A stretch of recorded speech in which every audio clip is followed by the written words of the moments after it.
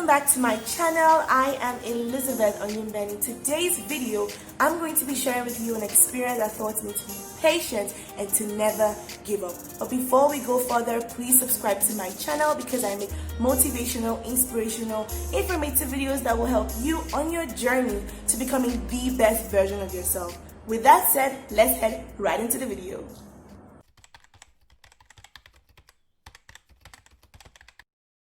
So I walked up to my principal's office and knocked on her door. And this was what happened. Come in. Good afternoon, sister. Good afternoon. What brings you to my office?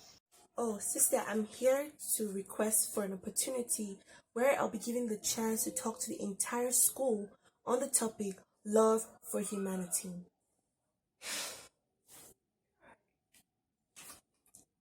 Now, why would you want to talk to the entire school about love for humanity? Hold on. Let me take you a little back in time to where the inspiration to give this talk came from. Now, I really love the art of writing and putting my ideas on paper. One day, I wrote about my resolution for Nigeria.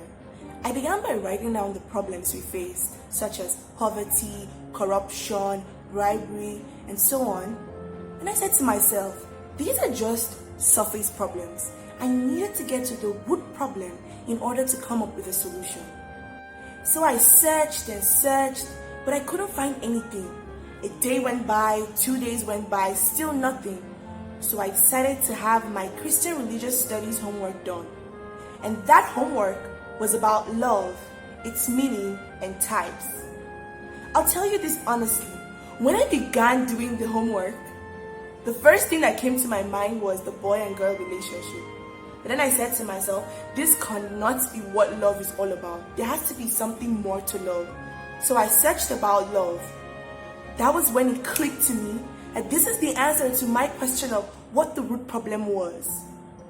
It wasn't that we lacked love, but the fact that we did not show one another love enough. That was when I decided that I was going to begin spread of the message of love throughout my world by beginning with my environment, which was my school. That was where the inspiration came from. So let's go back to the principal's office. I want to talk to the entire school simply because of the situation I find my country in, and I want to start the spread of love by beginning with my environment, which is my school. Okay, sounds good. I was so excited that she had agreed to give me the opportunity I asked for. So when I got home that day, I gathered all the information I knew I needed for the presentation.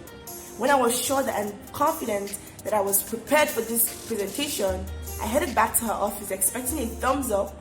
But here's what happened. She glanced through my work. She looked at it thoroughly. While I was busy waiting for her to give me a thumbs up for the good job I had done, this was what she said. This is not good enough. You need more information, so you need to go and gather more information and do more research. This is not good enough.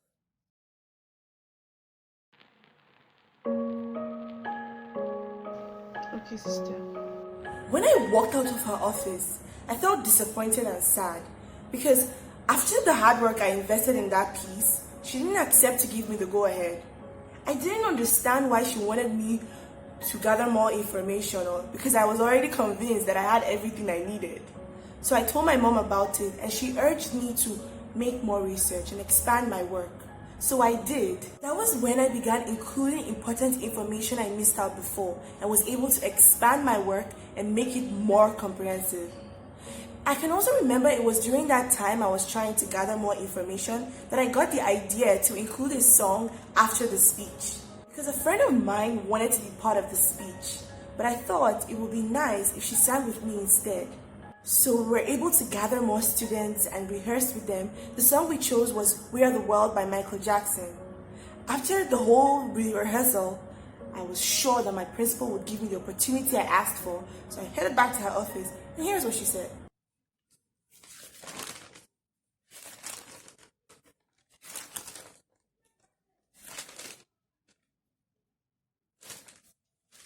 Very good, Elizabeth.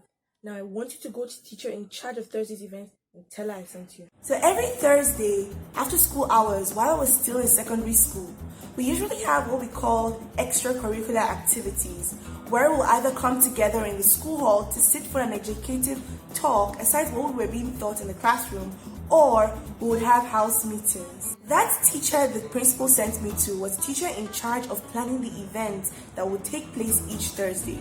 When I got to her office, she told me that the coming Thursday was already occupied, and then the Thursday that comes after that one fell under revision week in preparation for examination, and so there won't be any other Thursday left before we're to go on break. But I can come back some other time. After hearing her say those things, I felt really, really sad. I felt they didn't just want to give me the opportunity I asked for and were just bringing up all of these excuses to push me aside. Those were the thoughts that raced through my mind. So when I left her office, I felt disappointed and sad once again. To make matters worse, after school that day, while I was waiting for my mom or dad to come pick me up, I was having a conversation with one of my friends, telling her how I intended to talk to the school about love. And she goes, "What makes you think they will listen?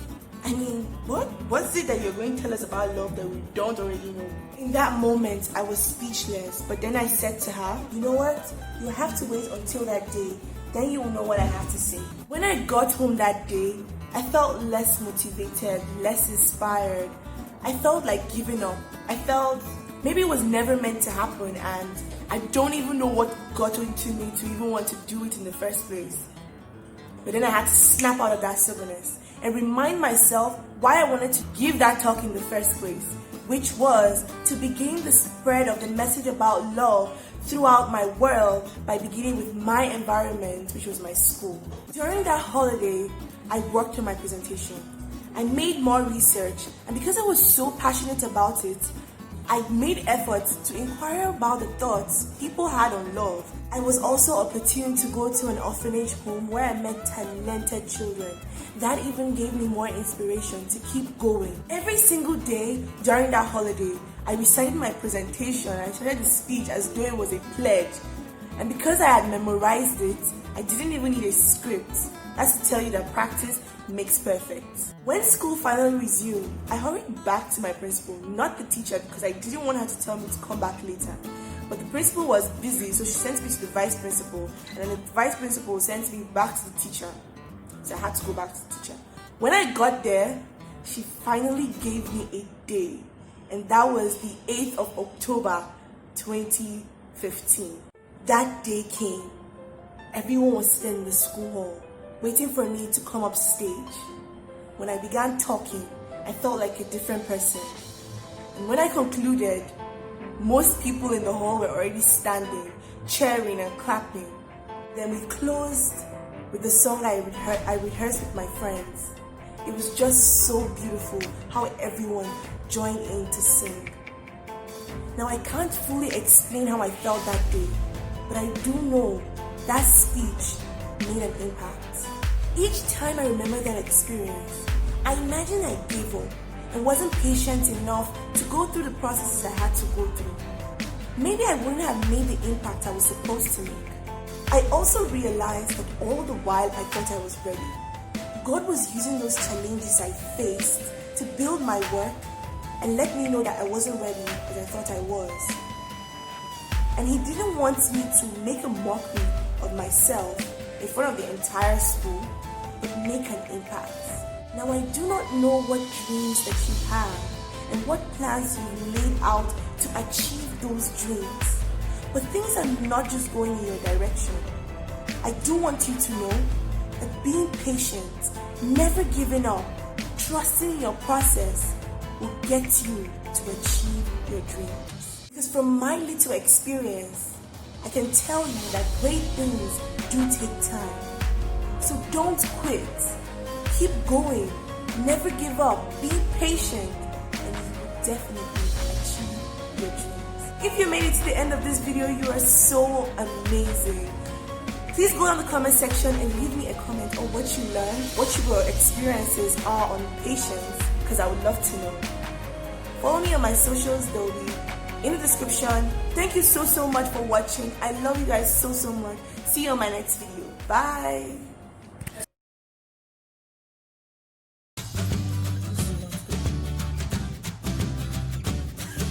During that holiday, I worked on my presentation. Because I was so passionate about it, I made more research, I expanded my work, I worked on my presentation, man. So every Thursday after secondary school, during that holiday, I worked on my presentation. Because I was so passionate about it, I made more research. I inquired about the knowledge people from my story. Maybe it's not. Welcome back to my